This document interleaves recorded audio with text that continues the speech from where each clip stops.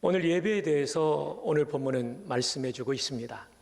오늘 강론의 제목은 한번 따라해 볼까요? 나는 하나님의 이름을 기념하는가? 하나님의 이름을 기념하는 것이 예배와 어떤 관련이 있는가를 오늘 우리가 살펴보게 될 것입니다. 구약의 예배는 제사라고 부르는데 오늘 본문에 그 제사에 대한 말씀을 보여주고 있어요. 다음 세 가지의 가르침을 우리는 받게 될 것입니다. 첫 번째, 구약의 제사 속에는 신약 예배의 본질이 담겨 있습니다. 구약의 제사가 신약에도 계속되는 건 아닌데 그 정신 속에, 구약의 제사의 정신 속에 신약 예배의 정말 중요한 본질이 뭔가를 가르쳐 주는 것, 이것이 구약의 제사입니다. 자, 우리 한번 볼까요? 출애굽기 20장 24절 오늘 본문입니다. 내게 토단을 쌓고 그 위에 내 양과 소로 내 번제가 제사 종류죠. 그리고 화목제를 드리라. 내가 내 이름을 기념하게 하는 모든 곳에서, 내 이름을 기념하게 하는 모든 곳에서 내게 임하여 복을 주리라. 이 본문을 이해하기 위해서는 주요 단어들을 이해해야 되기 때문에 설명을 드립니다. 토단이 뭐냐면 제단입니다. 제단은 제단인데 나중에는 노수로, 이 브론즈로 번제단을 만들지 않습니까? 그 전 단계, 성막에 번제단을 만들기 전에 전 단계는 이 노수로, 황동으로 만든 제단이 아니라 흙으로 쌓아서 단을 만들고 거기에 쇠창살 같은 것을 올려놓고 그 위에 제물을 올려서 밑에서 불로 태움으로써 구약의 제사가 성막시대 이전에 드려졌던 거죠. 그래서 오늘 본문은 성막을 짓기 전의 시대라는 것을 토단이라는 말을 통해서 알 수 있는 거죠. 토단은 그것입니다. 자, 토단을 쌓고 그 위에 내 양과 소로 내 번제를 드리라고 했는데 번제가 뭐냐면 한자로 태울 번자입니다. 그래서 영어로는 burnt offering, 원문에는 복수로 사용되기 때문에 s가 붙어져 있죠. burnt, 태워버리는 제사라는 뜻입니다. 5가지 종류의 제사가 있지만 번제는 모든 제물을 다 불로 태웠기 때문에 태울 번자를 써서 번제라고 이렇게 이름을 부르고 있죠. 근데 이 번제는 제사 중에 가장 대표적인 제사이기 때문에 제단을 번제단이라고 부릅니다. 안식일 때, 특별한 절기 때만 번제를 드린 것이 아니라 에브리데이 번제를 드렸기 때문에 날마다 드리는 번제를 일상상자를 써서, 항상 상자를 써서 상번제라고 불렀던 것이죠. 상번제는 언제 드렸던 제사일까요? 해가 뜰 무렵에 상번제를 드립니다. 그리고 해가 질 무렵에 상번제를 드리죠. 그래서 번제는 가장 대표적인 제사였고 제단을, 성막의 제단을 번제단으로 부르는 이유는 이 번제가 가장 대표적인 제사였기 때문이라는 거죠. 자, 그렇다면 번제는 신약의 의미에 어떤 의미를 가지고 있냐면, 이건 구약도 마찬가지지만 이 의미가 신약까지 연속된다는 거죠. 첫 번째로는 속죄입니다. 속죄제와 속건제뿐만 아니라 번제도 1차적 의미는 속죄. 그 다음 두 번째로는 다 태워서 하나님께 올려드리니까 헌신의 의미가 번제에 있었던 거죠. 구약의 예배였던 번제가 이런 의미를 가지고 있습니다. 그 다음에는 화목제입니다. 화목이라는 뭐냐면 갈등과 그리고 마음의 불편함을 가지고 있던 존재가 화해가 돼서 화목해 된다는 뜻이죠. 그래서 영어로 peace offering, 근데 본문에는 복수이기 때문에 s가 붙어 있는 거죠. 이 화목제의 신약적 의미를 가장 잘 설명해 주는 것은 요한 1서 4장 10절입니다. 사랑은 여기 있으니 우리가 하나님을 사랑한 것이 아니요. 그렇죠. 우리가 먼저 하나님을 사랑한 게 아니에요. 창세전부터 하나님이 우리를 사랑하셨죠. 하나님이 우리를 사랑하사 우리 죄를 뭐 하기 위하여? 속하기 위하여, 속죄하기 위하여, 용서하기 위하여 화목 제물로 그의 아들을 보내셨습니다. 아십니까? 하나님의 아들, 하나님의 신구물이 제물이 되어서 이 땅에 오신 것이 크리스마스고 그분의 제물의 완성됨이 바로 십자가 사건임을 우리는 잊지 말아야 됩니다. 그리고 십자가에서 그분은 하나님과 원수되었던 우리를 화해케 화목케 하시는 놀라운 일을 이루어 주신 것이죠. 따라서 화목제의 의미도 첫 번째로는 속죄입니다. 그 다음에 이 속죄로 말미암아 감사의 뜻을 가지고 있는 것이 화목제의 의미가 되겠습니다. 그 다음에 토단을 쌓고 그 위에 내 양과 소로 내 번제와 화목제를 드리라 할 때 이 드리라라는 단어가 영어로는 sacrifice로 되어 있습니다. sacrifice는 명사로는 희생이지만 동사로는 희생 제물을 드리다입니다. 따라서 이 본문에 드리라가 영어의 sacrifice로 되어 있다면 문자 그대로 번역하면 희생 제물을 드리라라고 되어야 되는데 희생 제물을 빼놓은 이유는 앞에 문맥에 번제와 속죄제가 있기 때문에 드리라만 넣어도 희생 제물을 드린다는 뜻이 있기 때문에 빼놓고 드리라라고 되어 있습니다. 여기서 우리는 조상 제사와 구약의 제사를 구별해야 됩니다.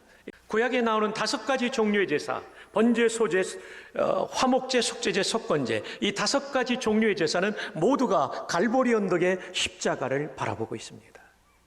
그래서 구약의 제사는 희생 또는 희생 제물을 드리다라는 영어의 sacrifice로 번역되었다는 거죠. 주 안에 사랑하는 성도 여러분, 우리 모두는 구약의 제사를 바라볼 때마다 조상 제사와 혼돈을 가지지 말고 이 구약의 제사는 모두가 예수 그리스도의 십자가의 대신 속죄를 의미한다는 사실을 믿으시기를 바랍니다. 곡식을 갈아들였던 소재까지도 곡식이 여러 번 맷돌의 갈림으로 으깨지고 부서진 것처럼 예수님이 십자가에서 으깨지고 부서진 것을 의미하는 철저하게 예수님에 대한 예표, 철저하게 기독론적 예표라는 것을 우리는 기억해야 됩니다. 그래서 구약의 제사 때 사용했던 제물만 보아도 이것이 얼마나 이 제물들도 예수님을 미리 보여주는 표시, 줄여서 예표인지를 알 수 있죠. 자, 제물 중에는 소가 있었어요. 이것은 고난받으면서도 인내하는 그리스도를 상징합니다. 제물 가운데 양이 있었어요. 이 양은 털 깎는 자 앞에서 잠잠한 양처럼 순종하는, 하나님의 뜻을 묵묵히 순종하는 그리스도. 그 길이 얼마나 힘든 길이었겠습니까마는, 그러나 하나님의 뜻이기에 그 길을 걷고 있는 예수 그리스도. 양을 통하여 보여주시는 예표이죠. 그럼 염소는요? 염소는 멸시와 배척을 받는, 배척과 멸시를 받는 그리스도를 상징합니다. 사람들이 염소를 별로 안 좋아하죠. 뿔로 들이받으니까. 그래서 멸시하고 배척하죠. 근데 예수님께서 염소의 예표를 사용했다는 것은 예수님께서 뿔로 받는다는 의미가 아니라 그 한 측면을 강조한 겁니다. 배척과 멸시받는 그리스도. 우리를 위해서 생명을 주셨건만, 우리에게 사랑을 주셨건만 배척과 멸시를 받는 그리스도. 염소가 장차 오실 메시아를 그렇게 예표하고 있는 거죠. 비둘기는 온유하고 겸손한 그리스도를 상징, 예표하는 것입니다. 구약의 제사는 이와 같이 철저하게 갈보리 골고다 언덕의 십자가를 보여주고 있습니다.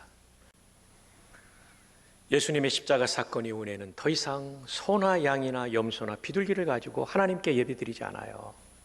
왜냐하면 그 제사 제도는 십자가에서 완전한 제물 되신 예수님의 죽음으로 완성되었기 때문에 그 방법 쓰지 않아요. 여러분 보십시다.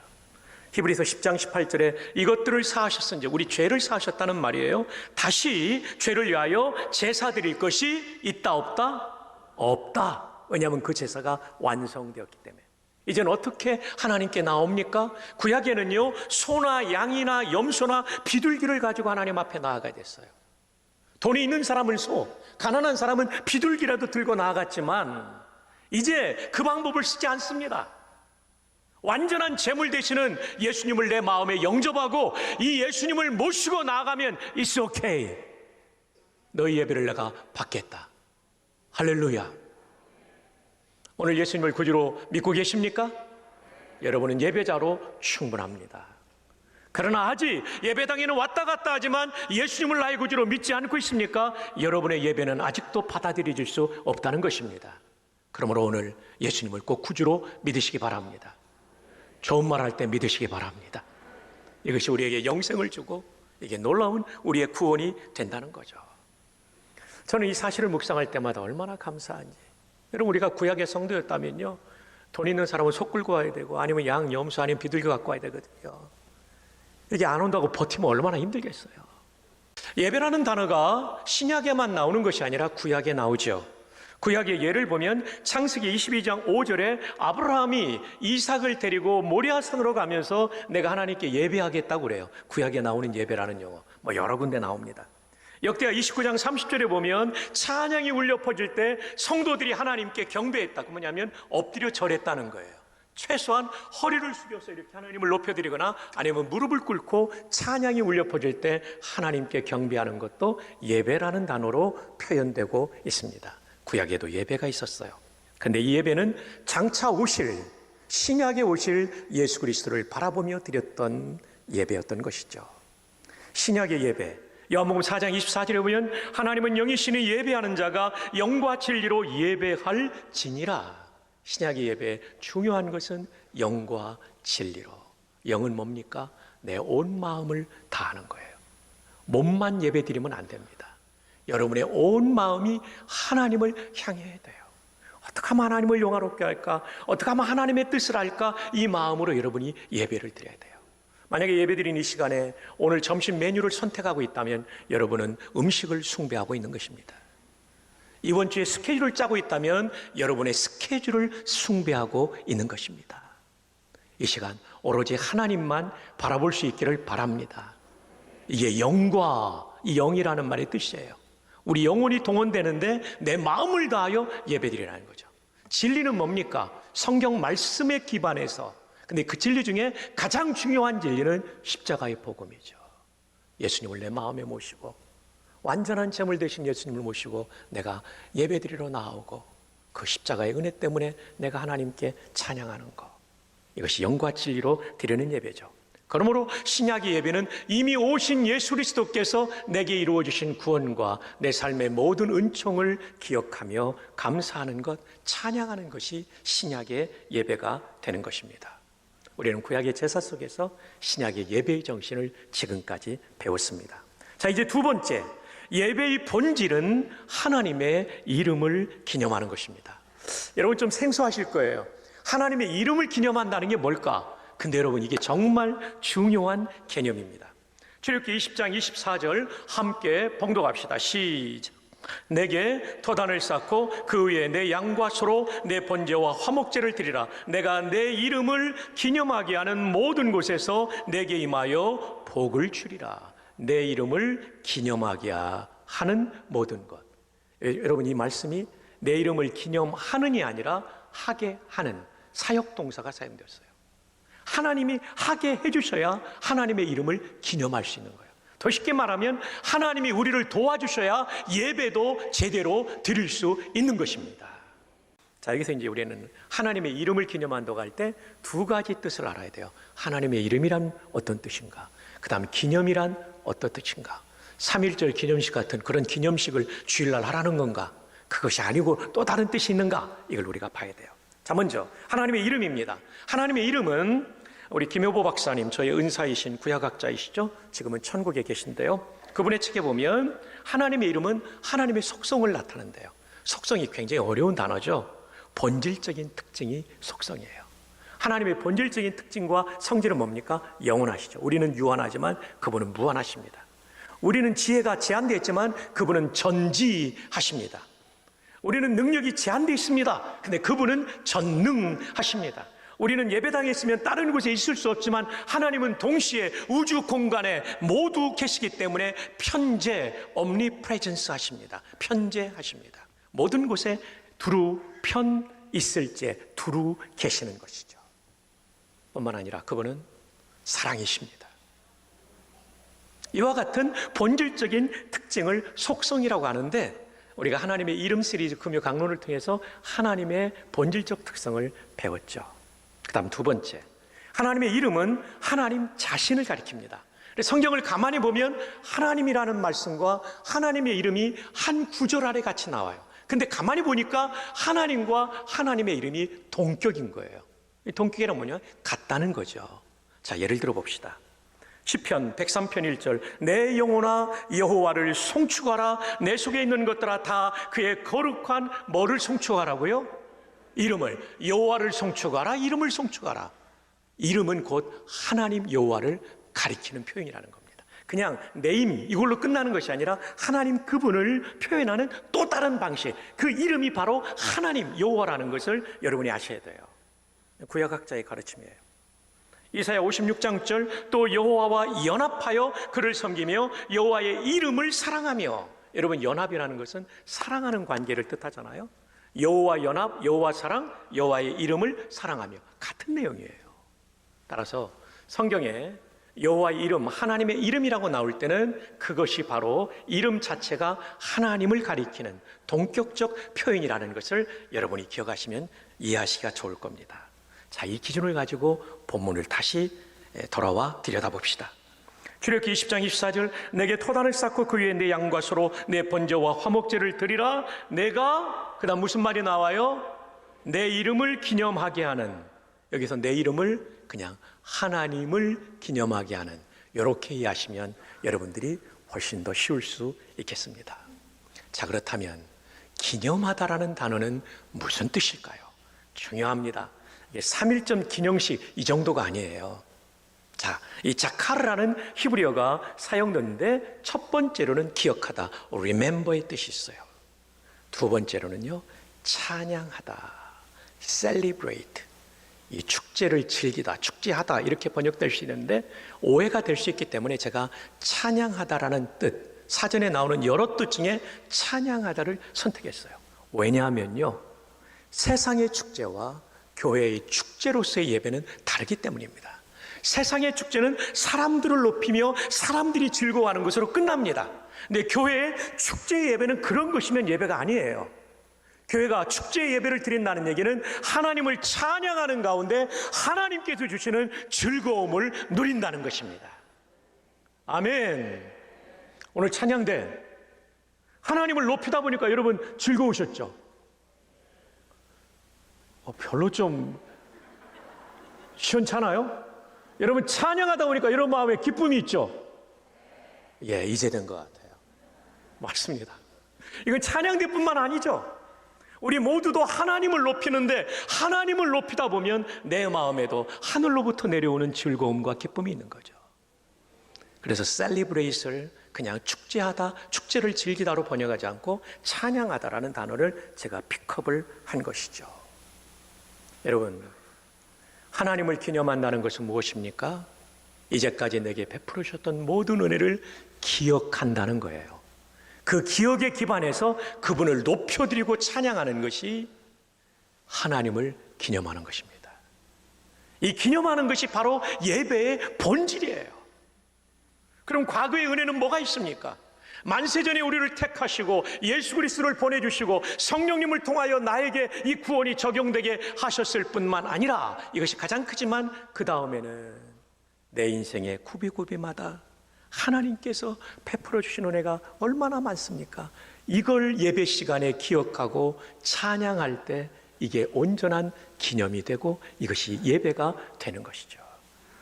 마지막 세 번째, 예배의 본질이 살면 인생이 행복해집니다. 하나님을 영화롭게 하고 그 다음에 하나님이 주시는 은혜로 행복해집니다. 자, 본문 출애굽기 20장 24절, 내게 토단을 쌓고 그 위에 내 양과 소로 내 번제와 화목제를 드리라. 내가 내 이름을 기념하게 하는 모든 곳에서 내게 임하여 뭐를 주리라? 복을 주리라. 하나님이 예배 잘 드리는 걸 그렇게 기뻐하세요. 예배 잘 드리면 하나님 중심으로 살게 되거든요. 신본주의로 살게 되거든요. 그래서 요한복음 4장 23절에 아버지께 참되게 예배하는 자들은 영과 진리로 예배할 때가 오나니 곧 이때라 아버지께서는 자기에게 이렇게 예배하는 자들을 뭐 하신다고요? 찾으십니다. 이게 진짜 신앙생활하는 사람이 되는 비결이니까. 그리고 그들에게 반드시 복을 주십니다. 자, 그러면 진짜 예배, 하나님을 기억하고 찬송하는 예배라고 말씀드렸는데, 지난 주간 특세 때 히스기야 왕을 통해 배운 진짜 예배는 뭐였죠? 정리해 봅시다. 첫째, 성전 청소를 했어요. 아버지 아하스 왕이요, 성전을 다 망가뜨리고 문 닫아 버렸고 거기다 막 우상까지 쳐놓은 거예요. 문 열고 청소하고 망가진 거 고치고 성전까지 들어왔던 우상을 다 끄집어낸 거예요. 하나님 외에 섬기는 그 우상을 성전 안에 있는 걸 다 끄집어낸 거예요. 이 성전은 오늘의 예배당일 수도 있지만 우리 마음, 몸을 가리킵니다. 우리 몸 안에 하나님 기뻐하지 않는 술 중독, 담배 중독, 마약 중독, 게임 중독, 잘못된 성적인 중독들 다 끄집어내야 돼요. 그 우상들을 다 불러 태워야 돼요. 이것이 진짜 예배를 드리는 준비 과정이에요. 두 번째로는 진정한 예배가 드려져야 돼요. 속죄제, 번제, 속죄제, 얘기는 처음과 끝이 속죄제라는 얘기는 어떤 뜻입니까? 십자가 중심의 예배가 돼야 돼요. 그리고 그 가운데 헌신의 번제가 있어야 되죠. 세 번째, 진정한 예배는 유월절 회복입니다. 구약시대에 진정한 예배가 회복될 때마다 회복되는 가장 두드러진 것이 유월절입니다. 유월절은 뭡니까? 십자가입니다. 예수님 유월절 때 십자가에 돌아가셨고, 바울 사도는 우리의 유월절 양 그리스도께서 희생되셨느니라 그랬습니다. 십자가 회복. 십자가 회복되니까 어떤 놀라운 일이 일어납니까? 처음에는 성전에서만 우상이 제거되다가 이제 예루살렘에서 제거되고, 이제는요 유다 나라 전체와 북이스라엘의 몇 도시에서까지 우상이 제거됩니다. 여러분, 십자가의 은혜가 얼마나 놀라운지, 그 보혈의 감격에 빠지면 빠질 때마다 내 안에 있는 우상들을 쫓아내고 싶은 거룩한 열심이 생기는 거죠. 내 가정과 일터까지 확장되는 우상 제거의 역사가 나타나죠. 진정한 예배는 11조 회복으로 마무리됩니다. 왜 그런지 아십니까? 벌벌 떨고 11조 못 드리는 사람은 돈이 이 사람의 최고의 의지의 대상이에요. 하나님을 의지하지 않는 거예요. 돈을 높이고 있고, 좀 심하게 말하면 돈을 숭배하는 사람이에요. 11조를 드린다는 얘기는 적어도 내 인생의 주인은 하나님이시고 나는 돈을 의지하지 않고 하나님을 의지한다는 거룩한 신앙 고백이죠. 신년 벽두 여러분을 축복합니다. 여러분이 돈을 숭배의 대상으로 삼지 말고 하나님을 예배의 대상으로 삼기를 바랍니다. 이제 말씀을 맺습니다. 나는 하나님의 이름을 기념하는가? 예배가 신앙생활의 심장이기 때문에 이 하나님의 이름을 기념하는가, 예배하는가, 이 단어의 주제는 진정한 인생의 근본 질문 시리즈가 되기 때문에, 시리즈에 포함되기 때문에 13번째 시리즈의 말씀을 전했습니다. 하나님의 이름은 하나님과 동격입니다. 하나님의 이름을 기념한다는 얘기는 하나님을 기념한다는 것이고, 기념한다는 얘기는 기억하며 찬송한다는 뜻입니다. 그리고 이 기억은 과거의 일만 기억하는 것이 아니라 현재와 미래에 내 인생을 하나님이 인도하신다는 생각을 하는 것이 기억입니다. 그럴 때 우리는 우리 영혼과 인생이 복되고 우리의 인생의 마지막까지도 아름다운 그런 죽음을 맞이하게 될 것입니다. 올 한 해부터, 아니 우리의 호흡이 닿는 그날까지 이렇게 하나님의 이름을 기념하는 진정한 예배자로 사시는 복이 우리 모두에게 있기를 주님의 이름으로 축복합니다.